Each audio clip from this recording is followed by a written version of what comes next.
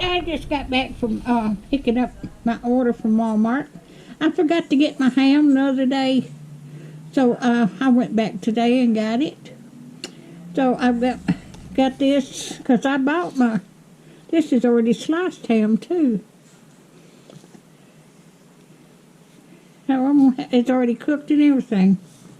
But I got the ham. I got some more macaroni salad because I eat some of my macaroni salad. And I needed some flour. I got me some more orange juice. Got me some bread.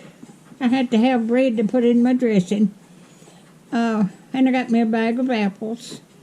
And I got me some strawberry ice cream. I'm going to have that Thanksgiving too. And I bought a frozen pecan pie, but I've already put that in the deep freeze out in the garage. But that is what I've got today.